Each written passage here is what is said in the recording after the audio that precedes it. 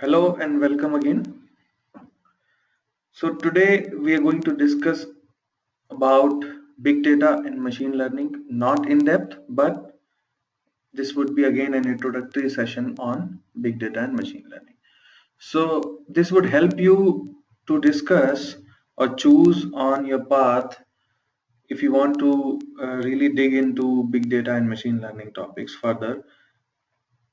If you find it exciting, you can go for another course, which is again available with us at nobigdata.com.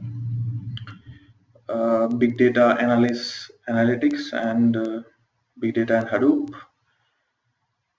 Okay, so I would not go into details of the course as well. Okay, so let me just begin with today's session. All right, and let us understand what, first of all, the big data is. What is it about? Why is it so popular and so much in demand? Why everybody is talking about big data, right? Because this has become need of an hour, right? Today, this is need today. So what is big data? This is a definition from Wikipedia. It says big data is a broad term for data sets so large or complex that traditional data processing applications are inadequate. Right. So, as the name suggests, the data is huge. Data is big. It is so big that our usual applications aren't able to handle them. Okay. And that is why the term is coined, and we are discussing about big data. Right. So, what are the challenges when we talk about big data sets? So that includes how do you analyze the huge data? Given a big data set, how do you analyze that? Okay. How do you search in this sort of big data? Sharing, storage, transfer, visualization, querying, information price. So there are a lot of factors which come along with this term, right?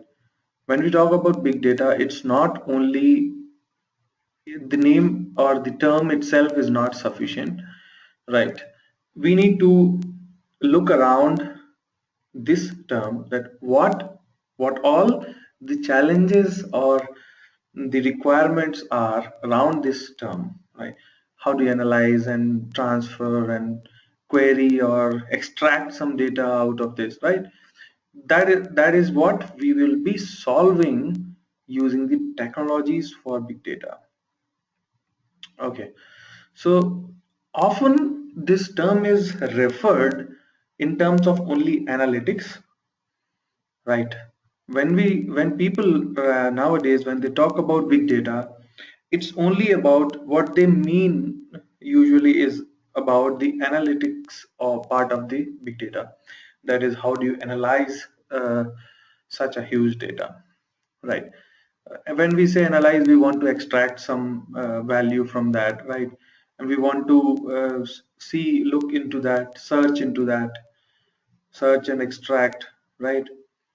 And then maybe create a report wherein we can say that, hey, this is what we have analyzed and got the result as, right? So this is a very good definition indeed. I mean, I've been liking Wikipedia a lot, because of the precise definition that it gives, right? And I suggest also people to look into the Wikipedia page for any sort of initial information.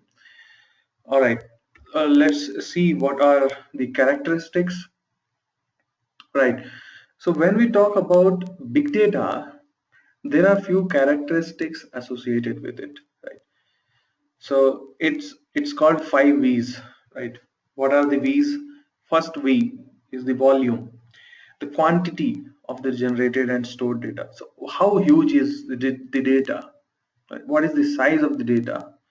Right?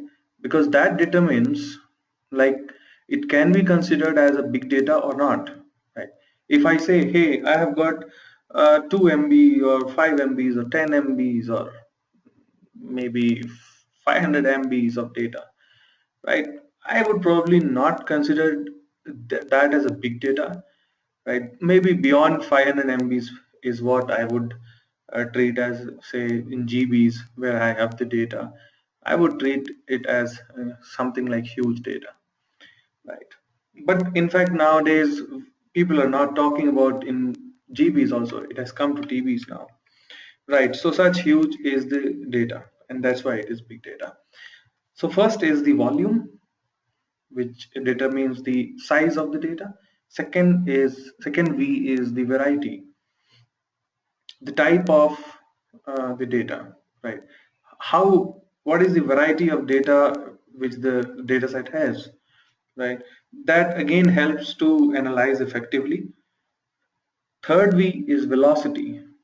That is how fast or at what speed the data is being generated, right? So actually it matters, right?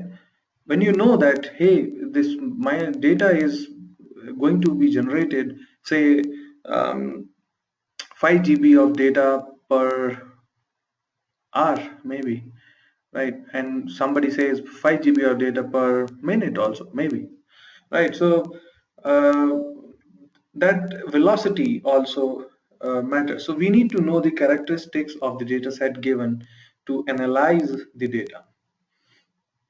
The fourth one is the variability. Inconsistency of the data set can hamper process to handle and manage it. So how is the data varying? Is it sort of constant, or can we precisely characterize that to a specific sort of data, or is it like varying a lot where we need to give some more sort of analysis to that? The fifth one is veracity, the quality of the captured data. Okay. So the last one is how much quality does the data have, or is it like data is missing? Is it like we are getting partial data, right? Or are we getting complete data? So or is there any problem with the data other than the four factors, right? Variable. So that's the veracity, the quality of the data. Right? So these are the 5 V's, 5 characteristics of big data. So you need to consider all these 5 factors when you're talking about big data, right? Okay, what's this now? So as we said, usually when we talk about just the term big data, we want to basically analyze, we want to discuss about the analytics part of it. How do we analyze the data rather than discussing about the other factors, which are, say, how do you store it and how do you transfer it? I'm sorry. Okay, so how do you transfer it and so on, right? So we want to focus more on the analytics part, and Apache Hadoop is a framework, a very good framework, open source framework. So to do that part of big data, right? So let's see what is said about Apache Hadoop.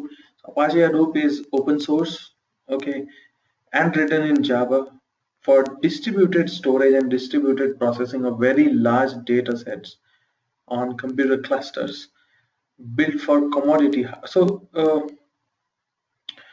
do you understand the term distributed storage or distributed processing?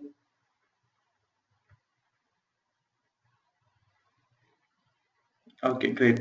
So that helps you to understand that how our data is being computed across, or we can say the in our complete ring, where we have the cluster and then we have got nodes and then subnodes, or so this in this complete ring, how is the data calculated or being distributed, right? So Apache Hadoop is a very efficient framework to do so. Okay, there are modules in Hadoop then. usually it is not completely called as Apache Hadoop, or rather it is just termed as Hadoop or in our usual day-to-day talks. All right, so there are certain modules in Hadoop, okay, and that are basically designed with fundamental assumption that hardware failures are common and should be automatically handled by the framework. So that is basically designed with this assumption in mind. Okay. Now, what is the main core of this framework? Why do we need this framework? What does it solve basically? Right. So the core of Apache Hadoop is it is the storage part. And see, the Hadoop framework has got many things. But if we talk about the core is basically HDFS, that is the file system. Okay, that is the Hadoop distributed file system, its own file system, and a processing part which is called MapReduce. You might have we have discussed the MapReduce functionality in our previous session, where we saw a function called map and another function called reduce, right? So that was in fact a part of this implementation where this is used to do this map reduce functionality of Apache Hadoop, right? Okay, so when we talk about Apache Hadoop, mostly we consider HDFS and map reduce in our mind. Okay, so let's briefly discuss about what a map reduce is. Okay, so this map reduce paradigm is basically to solve big data problems. Okay, specifically sorting intensive jobs. Okay, where you have a lot of data, lot of jobs. So what precisely you would have to do is code two functions. You would have to code two functions as part of MapReduce functionality. The first one would be mapper, second one would be reducer, right? This is the overall functionality of a map reducer, right? What does a mapper does? Convert input into key value, right? You give the data and it converts it into key value pairs. And what does the reducer functionality does? Is aggregates all the values for a key, right? So basically what you're doing is you're breaking down the tasks, right? The task is broke down in pieces, and the reducer will be combining back again, solving these problems separately, combining into a larger problem. That's the functionality of reduce. So smaller problems, these are smaller ones, okay, and this is what I call as reduce. So these are reduced to one solution. Okay, that's it. What you need to do with respect to map reduce. Now the difficult part, little difficult rather, is how do you write such functions? That is the part. That is the core of big data analysis. Right. Okay, that we would not be going into. Okay, so again, these are there are many other things which are supported by MongoDB. So this MapReduce is supported by MongoDB, Apache Spark, and CouchDB, right? And so this mapper and reducer functions can be written in Java, Shell, Python, or other binaries also, right? So it is irrespective of the language, rather it is just a programming paradigm, right? Where you need to understand how do you write a mapper and how do you write a reducer, whatsoever language it be. Okay, essentially it is broken down into mapper and reducer two functionalities. Okay, so here is an example on how the map and reduce works. Okay, so what you have got is, I don't know if you are aware of these sa, re, ga, ma, pa. So we have this in the music system. Okay, the music, this is the core of the music. Okay, this might be something else in maybe in your country or something. I mean, we in India have this sa, re, ga, ma, pa, dha, ni, sa, and this. Okay, so the music is composed of these basic components sa, re, sa. So you get this as so you have this as the words. Okay, okay, and you're writing a mapper. As we discussed, what a mapper does is, so what a mapper does, convert into key value pairs. Okay, so you have got these words. Now how you see how this map function converts each so this data set, basically this is a data set, right? Though smaller, but this is a data set. Converts this data set into something like this, where you have the word and its frequency, word and its frequency, right? uh, it is not yet the complete solution because it is just a mapping right now. Mapping in the sense, the count, right? Key and value. So right now we have mapped in such a way that each word has its own values. Right now it is 1. Every time a word is encountered, there is a 1 mapping to it. This is just a mapping. So this mapper functions creates a dictionary kind of stuff where you have the key and the value. So key is the word, okay, and 1 is the value, right? Now what has to be done is this key value pairs, right? Essentially this is what the end result of this mapper is, right? So you have the key and you have the values, though they are not aggregated, and that's what is the purpose of the reducer function, right? It has to solve the aggregation, it has to aggregate all these things. So reducer would aggregate all the values for a key. So what is the key? For example, key is sa. Okay, so for sa, the key, for the sa key we have two values, 1 and 1. Our task of the reducer is to sum up, right? Why sum up? Okay, can you tell me why we are, why our reducer function is sum? Why not average, or why not something else? Because we're doing word count to Exactly. see how many times the word appears in the lyrics. Right. Exactly. So, great. Thanks for the answer. Right. So as you said, that's right. So the reducer function. So you understand the logic lies behind, completely behind. How do you write this mapper and reducer? This is your complete map reduce functionality. This is it. If you understand this part, you're done, right? So in this particular reducer function, we need, our problem is to sum up the count, right? We need to get the total count, right? And that is why this reducer function would take this array as input,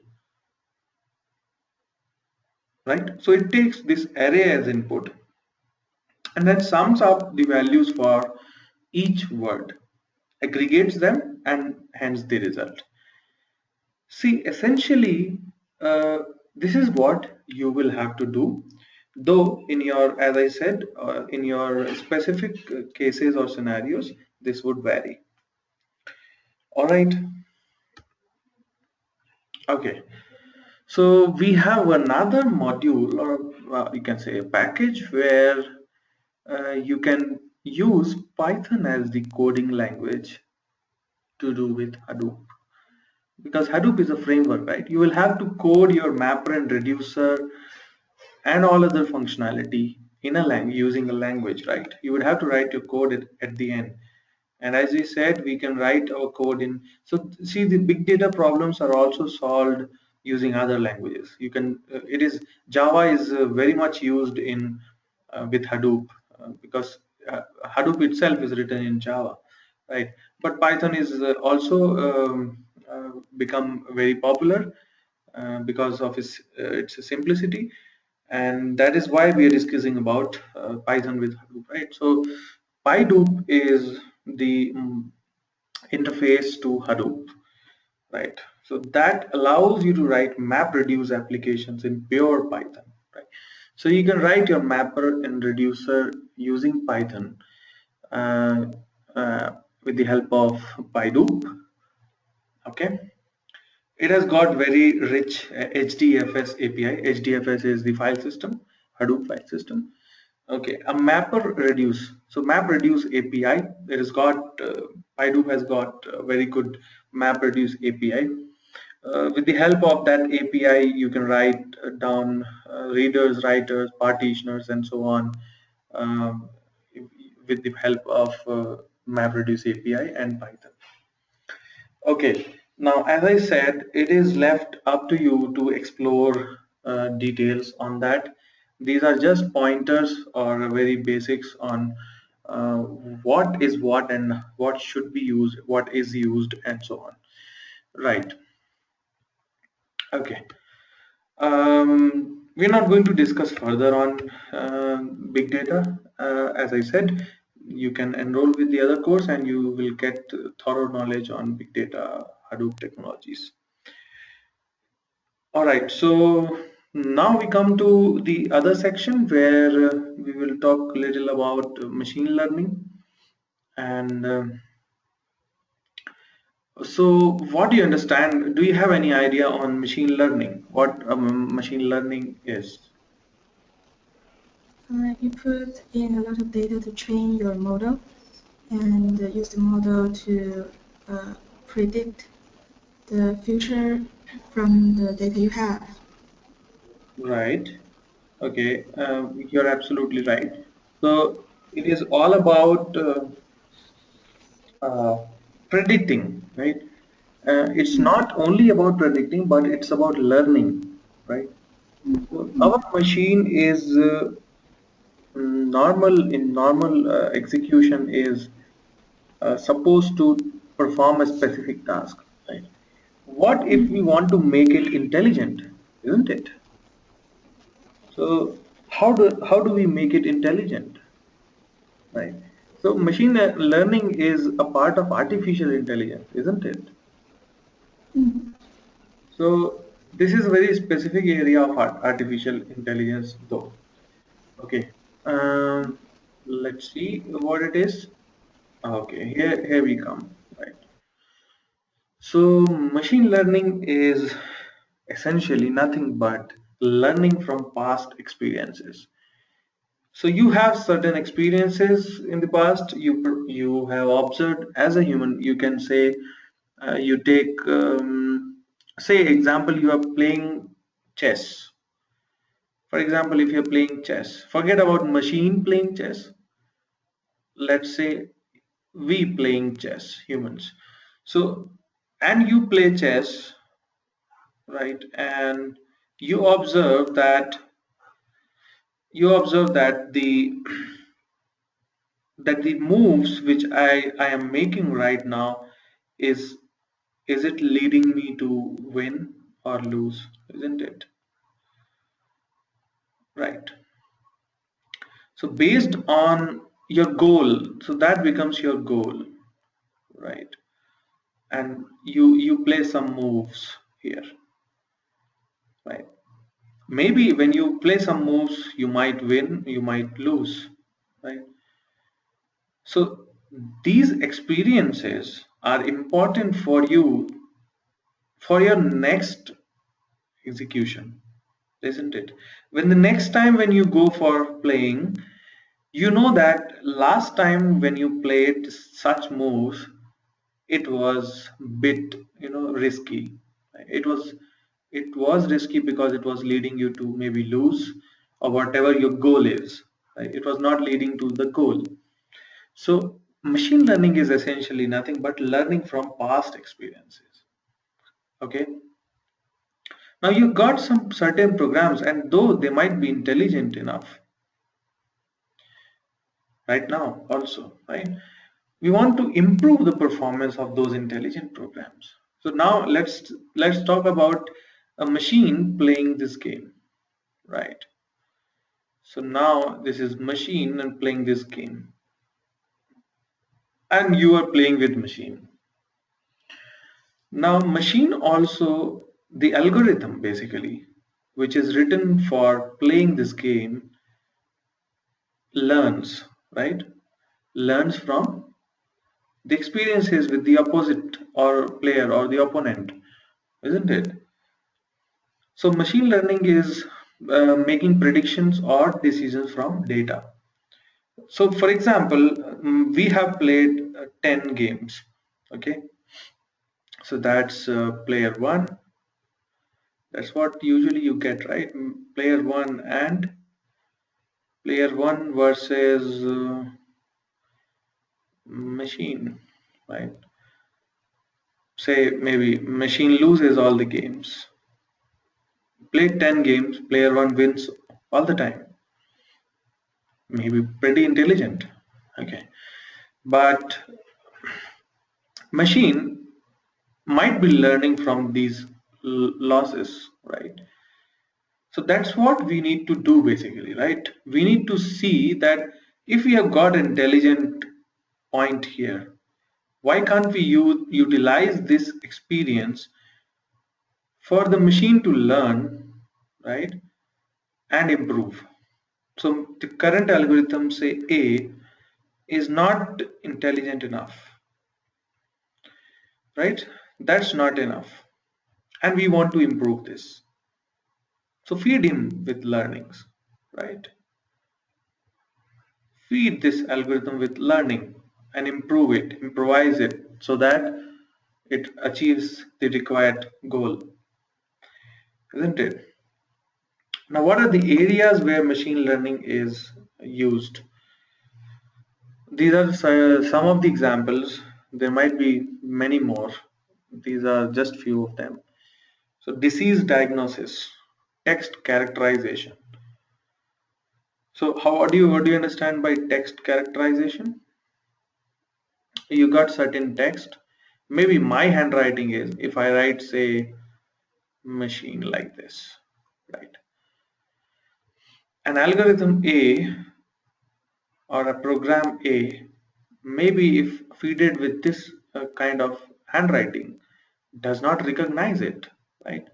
It says something else, blah blah, right? I don't understand what you're saying, right? Maybe when I write it in a very elegant way, right, very clear, maybe then it says, yeah, hooray, yeah, I understand what you're saying. Okay, and that's what is the learning phase, right? Your algorithm or your machine essentially is learning, right? It is being fed with certain amount of learning data, right? You feed with the certain data, and it continuously improves, continuously learns to achieve that performance, correct? These are the few examples. Image characterization, right? Image recognition, given a face like your Apple phone, right, or Apple MacBook or some other gadgets where you have got the face recognition software, right? You present your face to the machine, and then it probably opens up or unlocks your device, isn't it? It recognizes you, but not someone else, because you have fed certain amount of learning data to it, right? You have provided it with some data, some specific data, and um guided it to recognize only that sort of data. Okay, Now, if somebody puts a mask like you, maybe machine recognizes it, right? Though it is not perfect, but it might match with say 95%, and it says, yeah, I recognize 95% of this face, and it says yes. Though I mean it's not a practical scenario, but okay. So similar is the other recognition, like speech recognition, image, and text. All right, so these are very good examples of machine learning softwares. Okay, now what Tom M. Michel says about machine learning. A computer program is said to learn from experience E with respect to some class of tasks T and performance measure P if its performance at tasks in T as measured by P improves with experience E. Right, so it looks tedious. The definition is uh, it, it's sort of too twisted. much. Yeah. Excuse me. Right, so Mm. it's I think your actually, explanation is much better than the definition. yeah. So okay, so this is what Mm. Tom and Michel has to say, because scientists always speak a little difficult Mm. language, right? You might understand that Yeah, you're in yeah. university now. Mm. Mm. Right. So let's see. I mean, if you have something on this, okay. So we will see with the example what he has to say. Okay. You have certain tasks. Okay.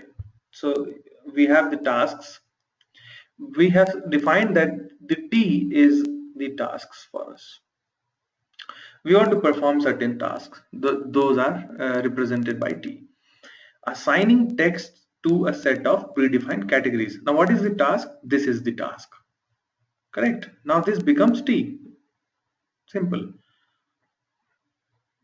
What we want to achieve, what we want to get performed by this algorithm or the device or the software, we want to assign these texts presented, right? For example, I say like this, like this, like this, like this, like say all these I want to categorize in the category of T, isn't it? These are different sort of handwritings. Okay, so that is my task. My task is to assign these texts to a predefined category, right? My category predefined is the alphabets. I've got the alphabets. I want to categorize these given, that is the actual characters, into these categories. Now I want to measure the performance. Okay, that is measured by P. Now what is the performance of given algorithm, right? That is the P. Training experience E. Database of texts with their corresponding categories. Now as we said that to be able to recognize these I don't know, maybe I would call as poor handwritings, okay, into a very good one, that is a straight T. Okay, I want to categorize these handwritten T's to this typed, maybe I would say it's typed. Okay, so to categorize these handwritten characters into the category, specific category, I should be presented with some sort of data, right? If I probably just have this, for example, I might recognize this as I and T, maybe, I don't know. Uh, Maybe I would assume that as maybe it looks like I or it looks like T. I would be confused, right? Until unless I have been provided with sufficient amount of training data, right? So that training experience is E. Database of texts, right? That's the database. Okay, we would see how many sort of learnings we have, the categories and all, right? Okay, so your task is now to consider the other examples like medical diagnosis, right? For example, you want to diagnose a certain medical scenario where you have been given what do you say, um, the symptoms, right? You have been given the symptoms and you want to essentially identify the disease. So you should be given enough symptoms, right?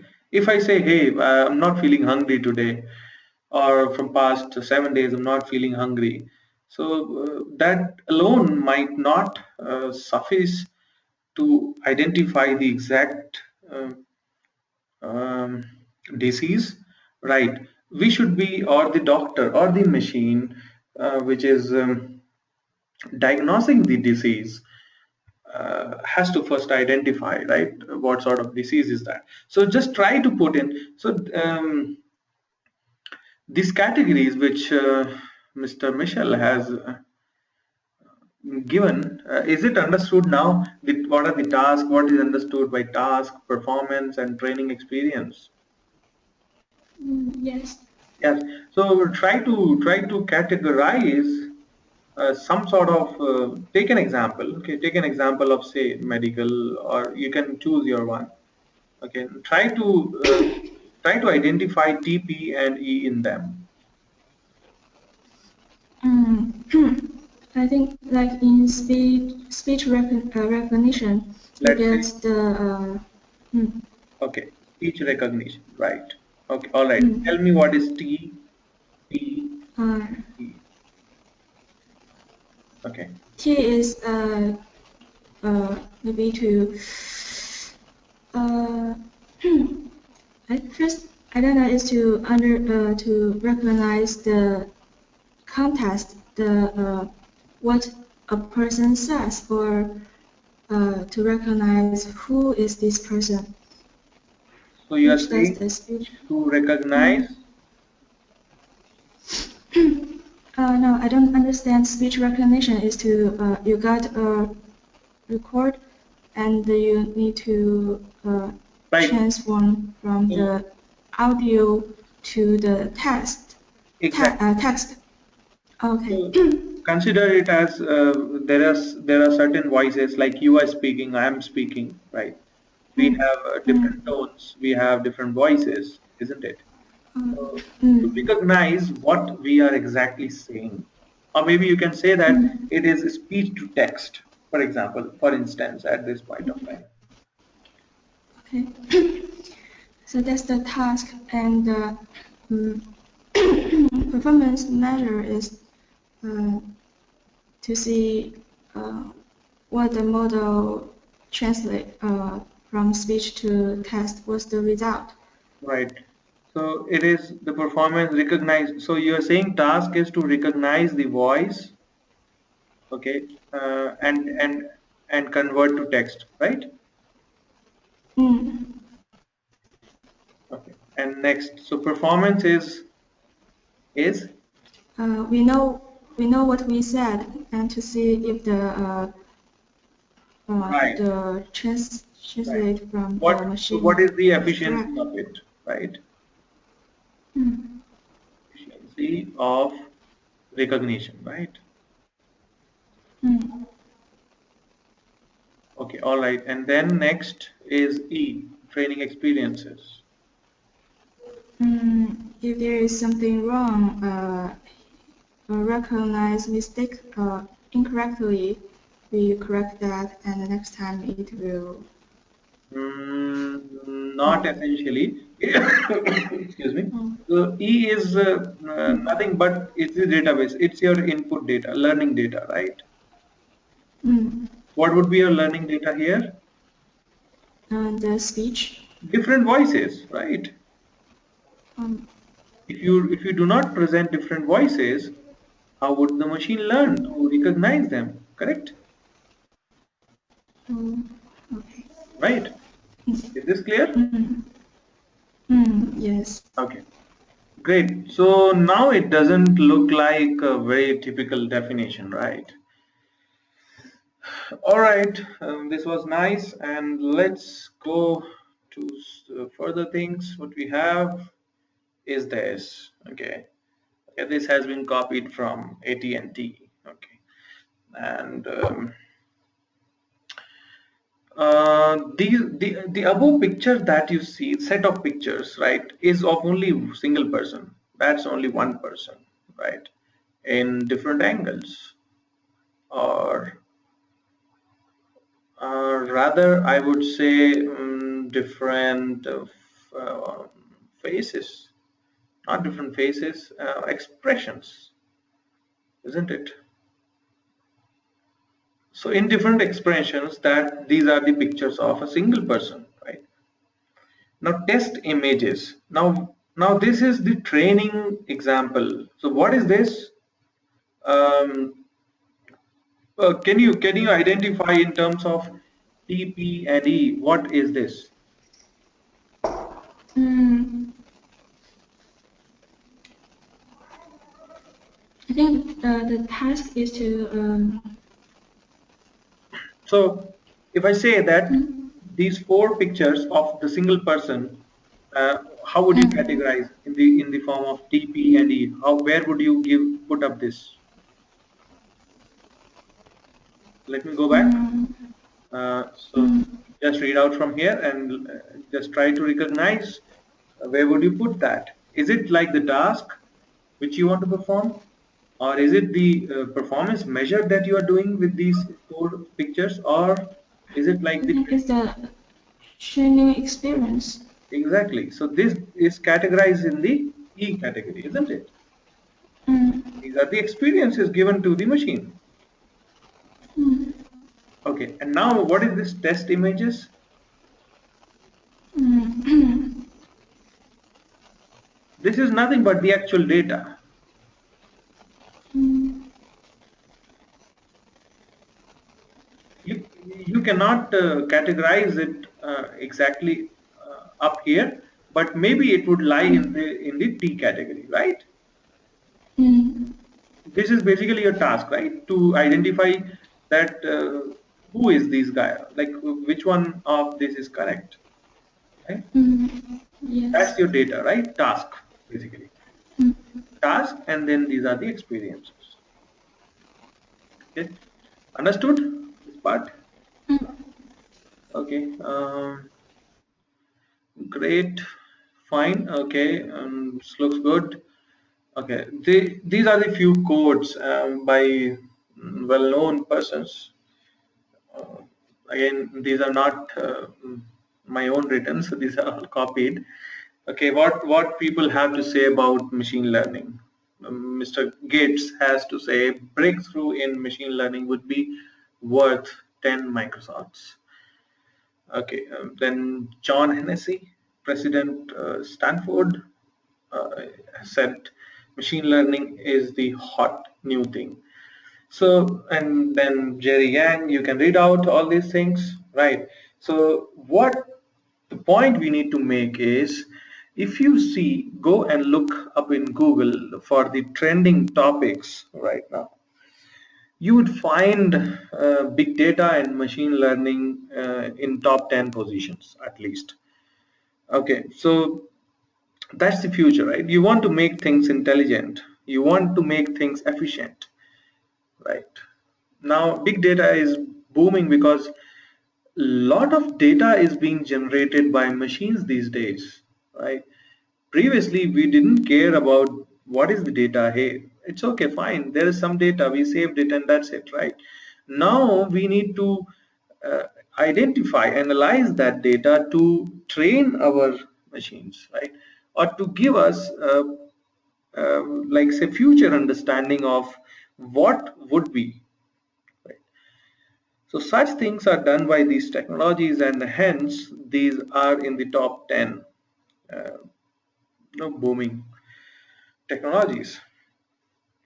Okay, uh, let's see the type of problems we have and tasks in machine learning. So machine learning is mainly classified into four mainly into three. And there is again a classification which is semi-supervised. Let's see one by one. We have first supervised learning. Okay, what does supervised learning mean? That computer is presented with example inputs and the desired outputs. Right. So what our data set has. So what our experience has. E. What E has here is exact input and desired output for that input. Right. So a teacher gives example input and the desired output for that particular input. Right. And the goal is to learn a general rule that maps inputs to outputs. Very simple, that supervised is somebody is there to supervise you, give you what are the inputs and what is the exact output expected out of the machine, right? So given an input to the machine, what is expected out of output of this machine. And if you talk about in unsupervised, so there are no labels, okay, that is given to learning. That is, it has to find on its own some sort of data, identify it. Okay, so it is like discovering hidden patterns in data, right? So that simply means that it is unsupervised. There is nobody to supervise this algorithm, right? It has to itself discover the hidden patterns. Then comes the reinforcement learning. A computer program interacts with a dynamic environment in which it must perform a certain goal. Okay, so computer program interacts with dynamic environment in which it must perform a certain goal, such as driving a vehicle, without a teacher explicitly telling it whether it has come close to its goal.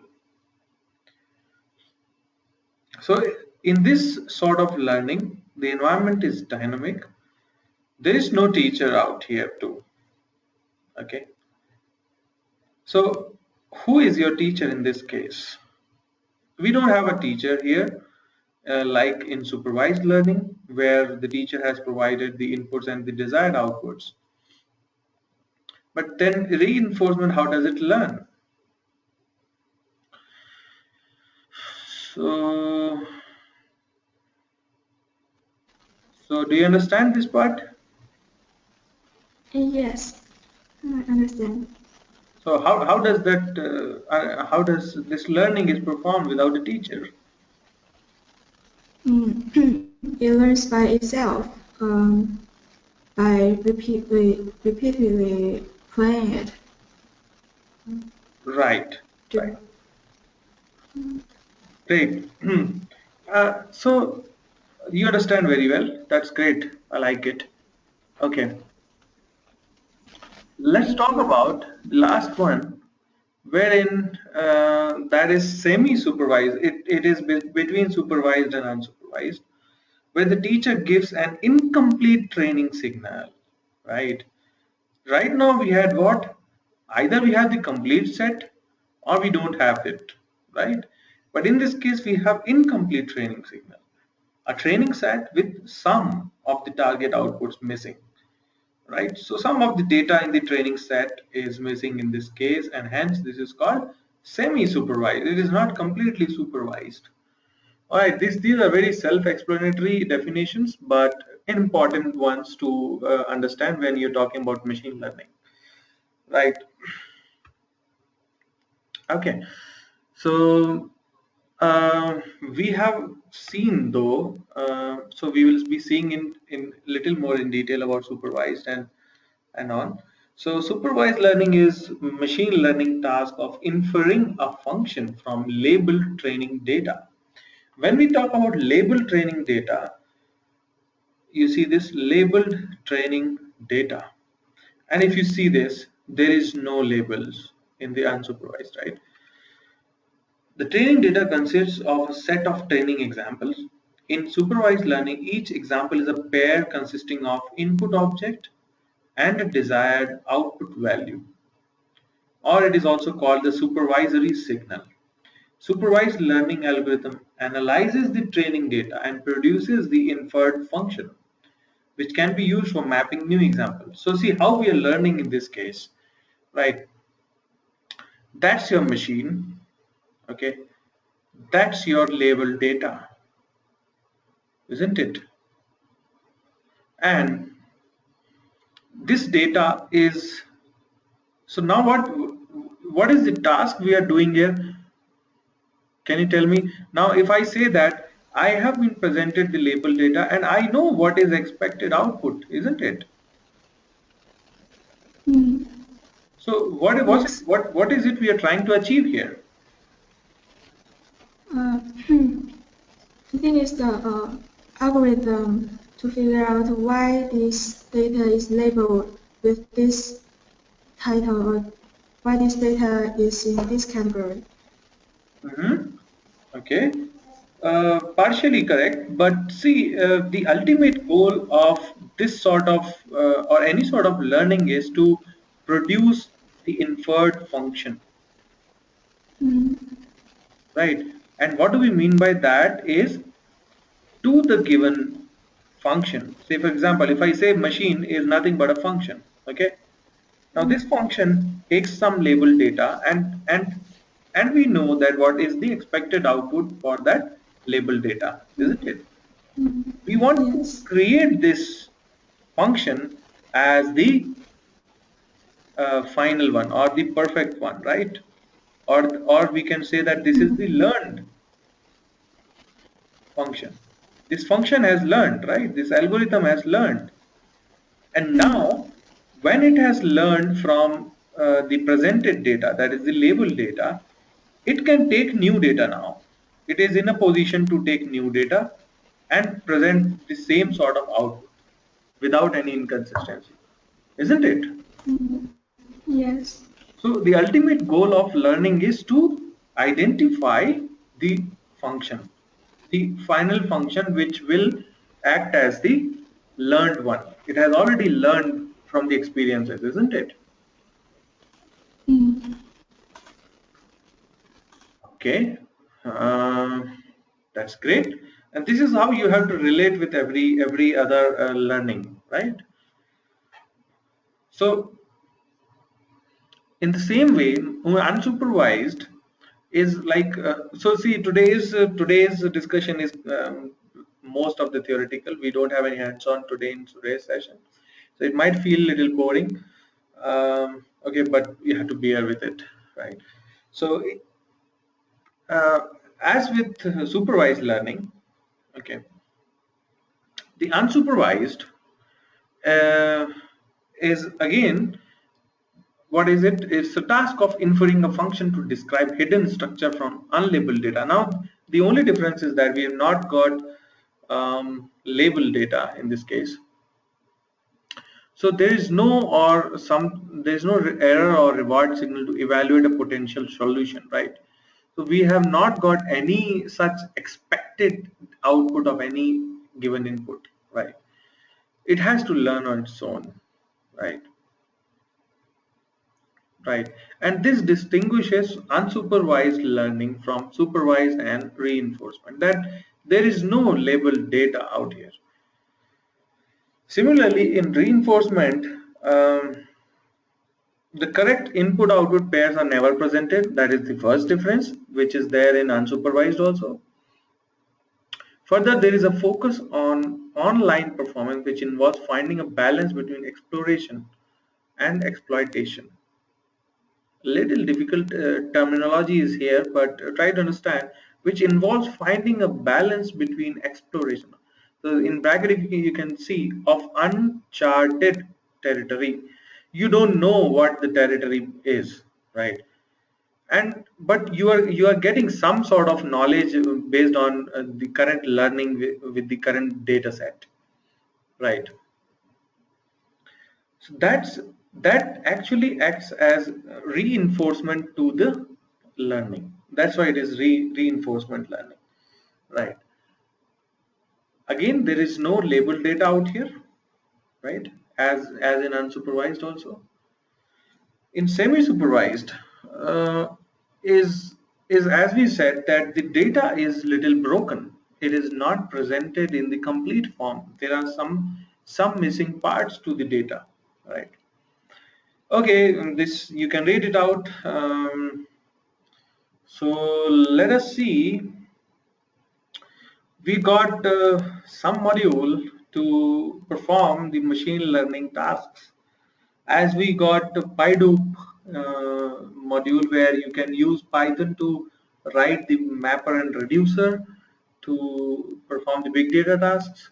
Similarly, here you have got scikit-learn uh, that is for machine learning,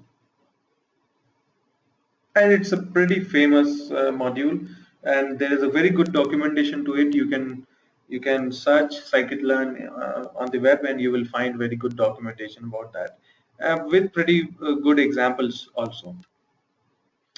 Okay, let's see a little bit of. So I have got this certain data, okay, where we are saying that this particular in this data, um, what is the feature? Each column is the feature we will be talking about. Whenever we talk about feature, is going to be one column. Okay, these are features, right? An instance is it one such combination of all the features, one instance of all the features combined together, right? That's one instance. Whenever we talk, these are certain terminologies which will be used. Class. What is class? Is like, what do you say this is?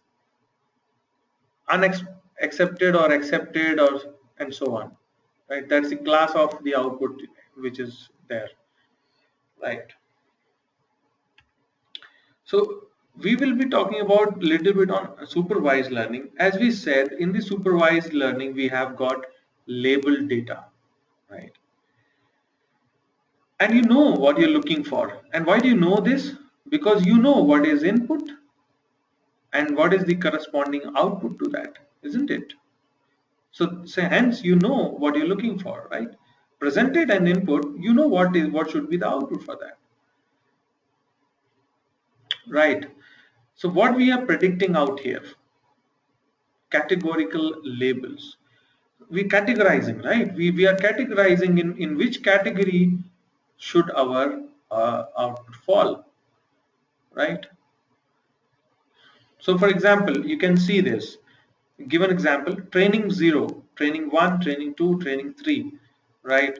So this is in fact 0, 1, 2, 3. These are the trainings, and what are the predictions you see here? Now this might look like uh, maybe it identifies it as 8, or again this one as something 8. This is predicted as 4, whereas it is expected to be 2, and this one as 9, right?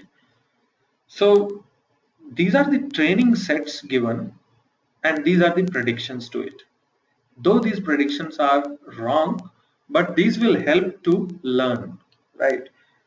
This training data is helping the machine to learn to identify any sort of such experiences, right?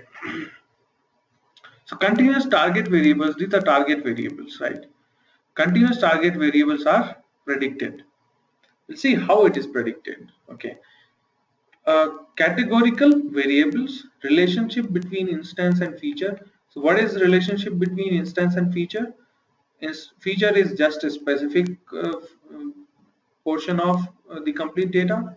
Instance is combination of all the features, but just one instance of the complete data. Classification algorithm, these classification algorithms are very important. These are the classifiers.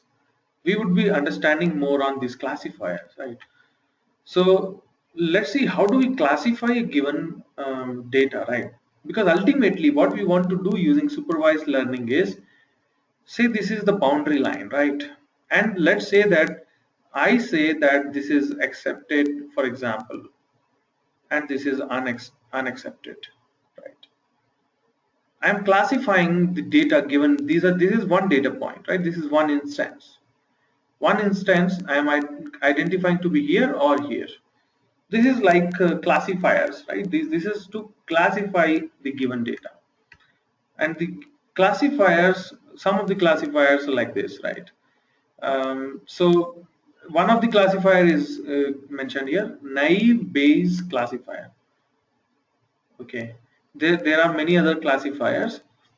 Okay, the performance is good. It's a pretty simple and good performing classifier. There are many other classifiers which are pretty complex and um, difficult to understand. So the more important part of understanding these classifiers is mathematics or statistics, to be very precise. So you need to understand all those parts if you are to understand the classifiers correctly. Right. So let's take a data set and try to classify and apply this classifier to understand that. Okay. So the data set is car evaluation. Okay. That's the goal. Okay. Let's see how we are trying to evaluate that. Okay. So given these features, and what can you tell me what are these features? Where do I put these features? These features are about the states of a car, like how much you bought this Okay. car. So in terms of this, where would you classify the features? I'm sorry, I mean, the name itself said that. Okay, in fact, if Mm, I just remove these features from here, and if I just mm, present it, mm, we have these particular items: buying price, the maintenance price, the number of doors, safety ranking, and so on. So basically, the mm, question was that how do you identify these items as what? So we need to feature. identify that as features, right? Specific columns, Mm, right? mm. Now, what are the labels? These are certain Labels are the category which categories, right? This is the categorization, right? Or the expected mm, output of the categorization. Where mm, would we put a car with given features in which mm, label, isn't it? yes. So let's see how it is done using the naive Bayes classifier. Okay. Mm, So what you need to do with scikit-learn is you need to import like any other module. So from sklearn, okay, mm, from sklearn dot naive Bayes. Okay. So naive Bayes is what? Is the classifier. mm, Okay, the complete name of that is Gaussian naive Bayes. Okay, mm, like the Gaussian naive Bayes. So we want to create naive Bayes estimator. Okay, all right. We want to create this naive Bayes estimator object. So very simple. You import this Gaussian NB, and using this function, okay, using this class, what we are trying to create is NB estimator. So we are trying to create the naive Bayes object. Okay, using this estimator, we would this estimator would be taking the data. Okay, and what is the data it would take? It is the training data. Okay, and what is this target train? What is the target train? mm. Is that the output? Yes, that's the expected output for the given training data, isn't it? So Mm, we present the training data and the expected output. Okay, and mm, we try to figure out a fit. mm, Okay, now NB mm, estimator is trying to predict, trying to understand the data, training data given and the expected output. Okay, now mm, based on this learning, so this is what phase? This is the learning phase, isn't it? mm, And based on this learning, okay, Based on this learning, we are trying to predict now. Now this is, what is this? This is the actual data. This is the actual data presented, actual data set, right? And now using this predict function, this estimator is trying to predict. These are what? These are predictions. Okay, for the given actual data, the estimator is trying to produce the predictions. Let's see what are the predictions. Now these predictions in the form of array is in the form of list. Okay, so looking at first 8 predicted labels. So these are the predictions, first 8 predictions. And here's what the first 8 labels actually are. What is this target test? What is this target test? Um, can you tell me what is the target test? Is the output. The output, right? The output for the given data, right? Mm. So like for the data test, see the terminologies here, the data train and the target train, the data test and the target test, right? Mm. It was expected that for the given data test, the output should be this, isn't it? Mm. But it was turned that there was a mismatch. There was a mismatch in this part, isn't it? Mm. Rest all are same, correct? Right? Oh.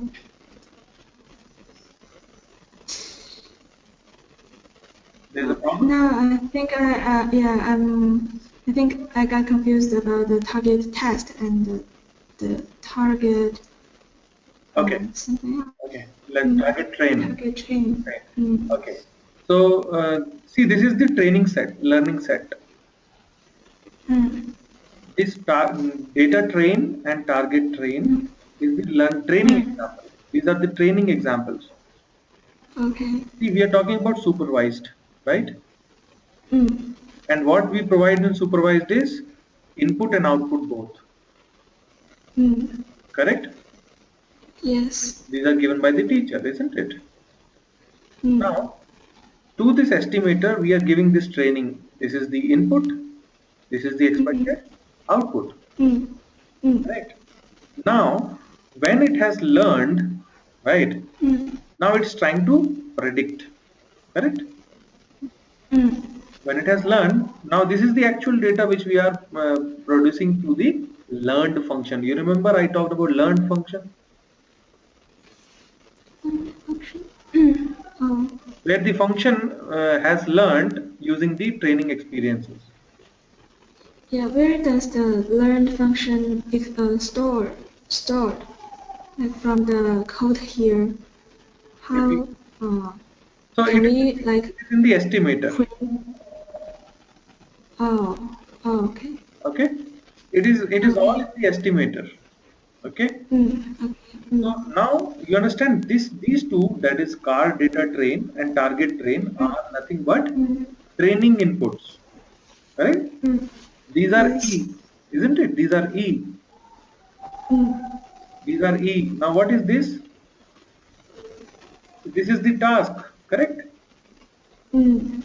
This is the task to move on. This is the actual data where we want to test our learned function, how much it has learned, Mm. correct? Mm. Mm. And based on this, and you know that we are talking about supervised, so we also know about the actual output, or let me say this actual data is nothing but actual input, Mm. and the actual output is nothing but this target test. Oh, I thought our output is like acceptable, unacceptable, good, very good. Yeah. So see what is going to happen now. Is it going to be accepted? Tell me. Mm. No. I thought No, right? What's the relate? There is a mismatch. What's the um? Okay, so there is a prediction generated using the our learned function, right? And the prediction has given us this output. Whereas this output is known to us. This is a known output since it is a supervised learning, right? We know What that. does the Go ahead. what does the next slide? In the next slide, can you?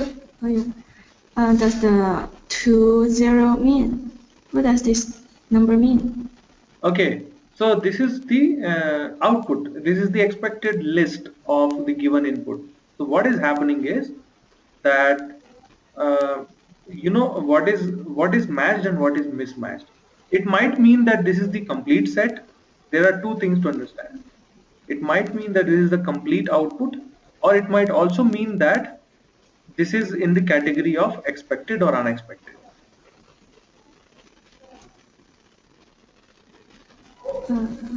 So, for example, if I say that 1, 2, 3, 4, 5, 6, 7, 8, right? 8.